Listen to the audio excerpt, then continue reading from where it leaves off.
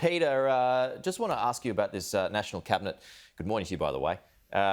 This plan to speed up the rollout of vaccines for people over the age of 50. Now, the states and the Prime Minister have said that they want to do this in principle.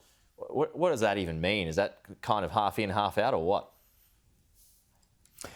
Good morning, Pete. Look, I think the PM and the government have made that classic mistake of over-promising and under-delivering. They promised 4 million vaccines in arms by the end of March. We've really only had, 1.6 million delivered.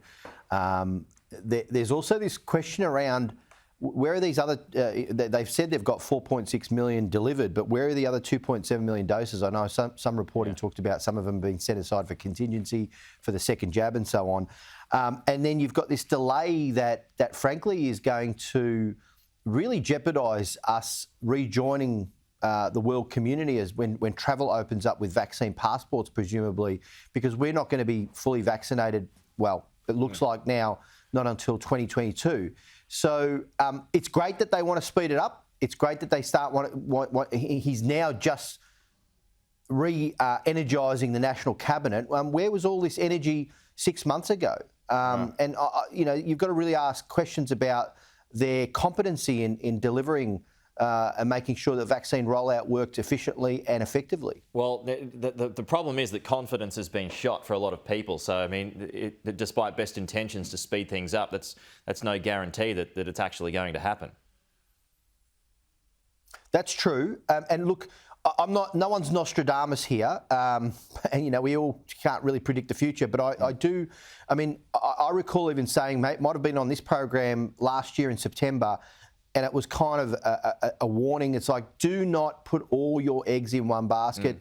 Do not just rely on 3 or 4 vaccines. Make sure you go out like the Europeans have done and get 7 or 8 sourced and make sure you have a lot of contingency because you never know. So, some of these vaccines might fall over at the trial stage, like the CS, or AstraZeneca might have a few issues as it does with under 50s. So make sure you're actually prepared, and yet they didn't do that.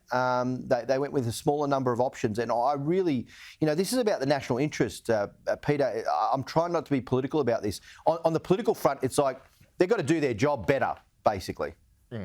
On to, still with Scott Morrison, he's done a speech last night and he's sort of outlined a bit more of a plan or a path towards net zero in 2050. There is going to be the agriculture carve-out, which is not in itself entirely new. There had been suggestions of that, according to Michael McCormack a few months ago. No new taxes as well. Do you think this can all be achieved? Well, Peter, this the climate wars, as they've been called, has been toxic for Australian politics for so long. Again, we're trying to be non-partisan this morning. We want to actually resolve this. You're seeing the Biden administration going very hard on addressing climate change. It's going to be a climate summit with 40 world leaders. And so I'm asking myself the question, is Scott Morrison trying to sort of catch up a little bit with what's happening and trying to pick up on the zeitgeist internationally? Not sure.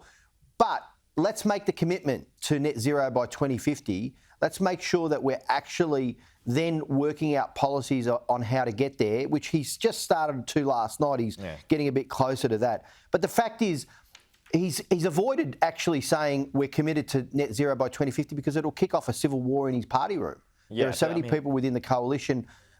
But back on Biden. I mean, that is that argument, though, which kind of stands up. They pulled out of Paris, so isn't it a bit rich for them to all of a sudden, be banging on or putting extra pressure on countries to achieve this result?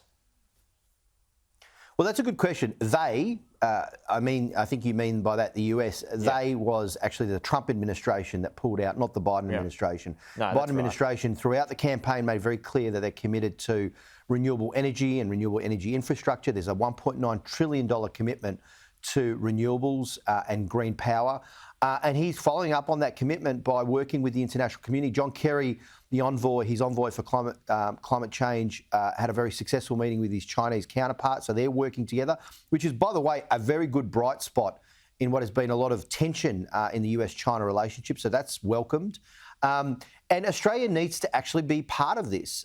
We have a great opportunity to have a green revolution green manufacturing, renewable energy infrastructure that will power us into the 21st century. And I don't think we're taking that opportunity under the current government. Okay, 30 seconds left, Peter. Just your reaction to the Royal Commission into veteran suicide.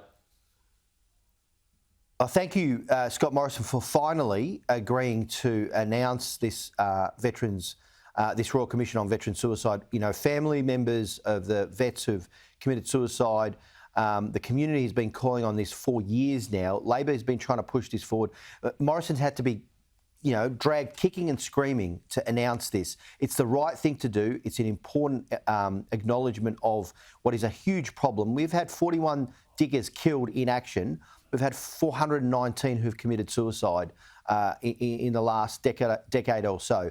That needs to be addressed, and there needs to be systems and structures in place to address it, and the Royal Commission will get us there. So it's good news that he's finally announced it. Okay, Peter Khalil, thanks for your time. Talk to you soon.